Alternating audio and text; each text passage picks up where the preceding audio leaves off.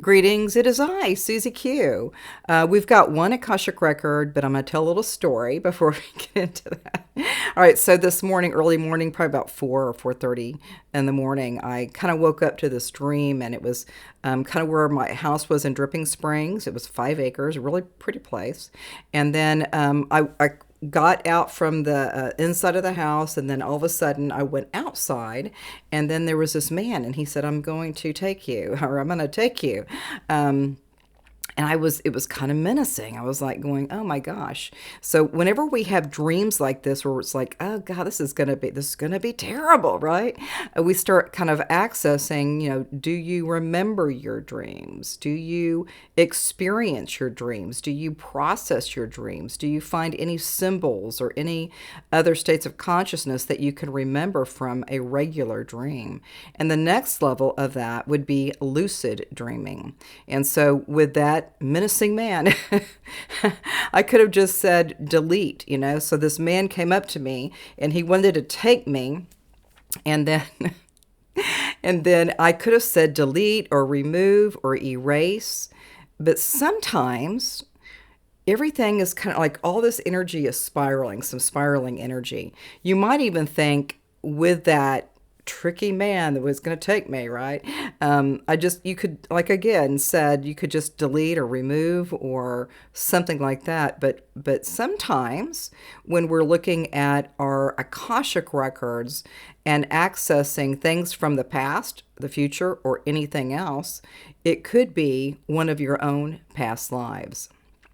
And that's a trip. That's totally a freaking a trip. So when I think about some of these dreams, I think they're always here to help us. And he was trying to take me someplace, but I was like, I don't want to go with you. But maybe there's some level of a different direction, with this dream state. There could be something else that's kind of something else is conspiring for me to have something different in my field right now. And a lot of it was about movement. What else do I need to do to move my body, move my body?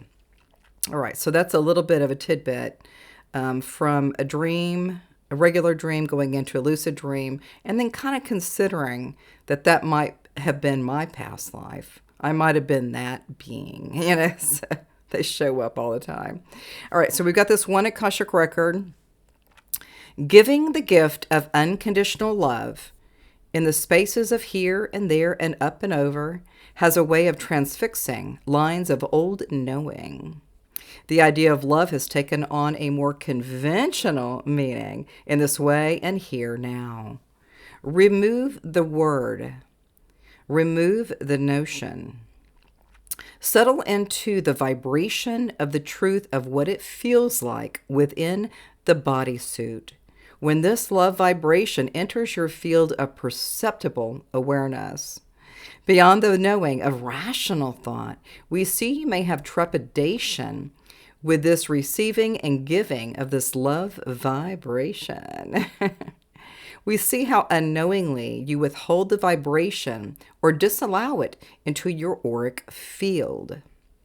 This vibration is more than a relational expression.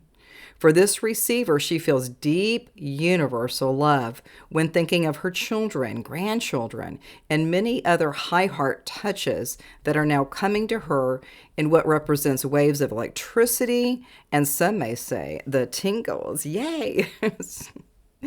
We see that when you are freer to express or receive the transmission vibration, your body system naturally reorganizes into a more enlivened system of consciousness. This vibration, in whatever condition you find yourself, has a way of sparking cell by cell by cell your form here and in this way. We gently nudge you, particularly now, to draw awareness to this love vibration.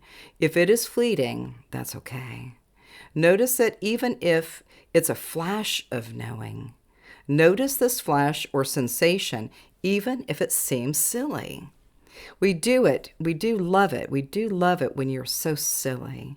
Notice again and again. As you notice this love spark or flash, we see the body system electrically fused with healing streams of light. Cell by cell, Love vibration heals. Invite this gift in each moment, beginning now. Play, sing, dance, draw, compose, dream, laugh, and bring back the wee little kid in you. All right. Yeah, so but that dream this morning was just like kind of like freaking me out, But again, when we start kind of moving into what neutrality is. So neutrality for me is that I'm open. I am open, people, to have an experience, whether I know what it is or what I don't know what it is. And all of that has been supporting me for a number of years, being more neutral. And within that neutral stance, so that dream in the morning was just, I was scared, I was so scared, right? But then I started noticing that sometimes when we look at things where things are beautiful and majestic, and then all of a sudden something like kind of bad happens, or something else is kind of in my field that I don't feel comfortable, I don't feel supported, or I feel scared.